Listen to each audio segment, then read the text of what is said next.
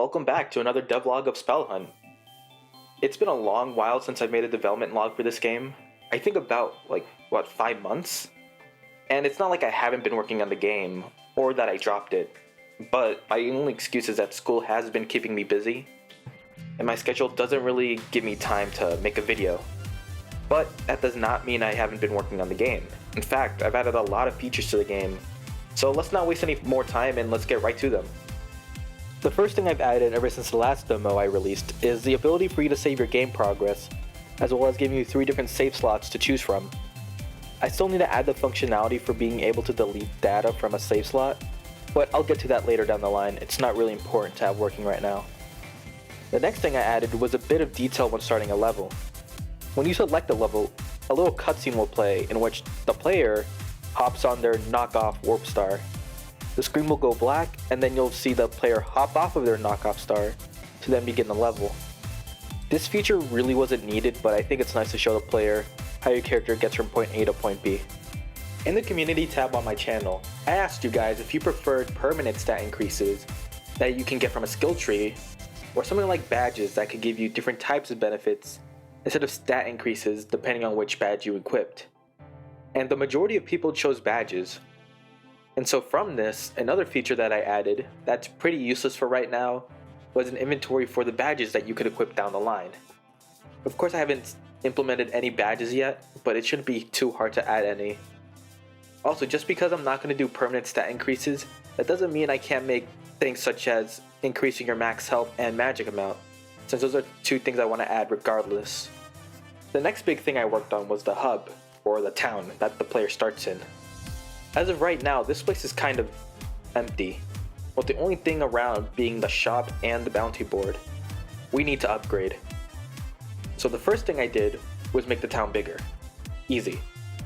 After that, the most important thing this place needed were some NPCs. So I made some in A-Sprite. I wasn't really sure at first if all the NPCs should be people, or I should make it so that it's people and monsters living together. And in the end I went with the second option since it allows me to make more unique NPCs other than just generic villagers. After that, I made it so that the NPCs could stroll around town, because I think that makes them feel much more alive than just them being standard cardboard cutouts. And the next thing I worked on after that was buildings. I had the idea that the player should be able to walk into houses unannounced, like most top-down games let you do. I transferred over to making a tile set for the houses. I also wanted to make the transition between the outside and the inside of a house instant, and I don't want to go into too much detail on how I made it work, but just know it took me way too long to get this to work right, but it's working now. And with this allows me to make more unique buildings, which brings me to my next addition to the town. I got a comment from someone who suggested I should add something like a bestiary, which would allow the player to learn things about the enemies they fought in the past. And I thought it was a good idea. So I added that into the game, and I put it into this library building. And so I made it that after killing a certain type of enemy for the first time, they'll immediately be added to the bestiary. And that's not the only thing I plan to do with the library. I can add so much more information about stuff such as townspeople, bosses, and spells you've encountered. And overall, just adding stuff that would deepen the lore in my game. Next, I wanted the player to be able to talk to NPCs. And so the first thing I did was make character portraits for all my NPCs. But then I stopped midway through because I realized there's no way I'm going to be able to make a character portrait for every single character. So I decided to change things up a bit. And so I split the NPCs into important NPCs and non-important NPCs. And so with non-important NPCs, there would be a speech bubble that would pop up if you walked near them, in which it would say like a random line of dialogue. With an important NPC, I made it so that you can actually have a conversation with them and talk to them. And these NPCs will ask you to do things for them. And if you agree to do them, it'll be added to the bounty board. And so I think having bounties being added this way would push the player into walking around and talking to NPCs to get more quests. Let's move on to the bounties themselves, because I also changed them up a bit. As of the current demo that's out now, at the end of every bounty is a boss you have to fight.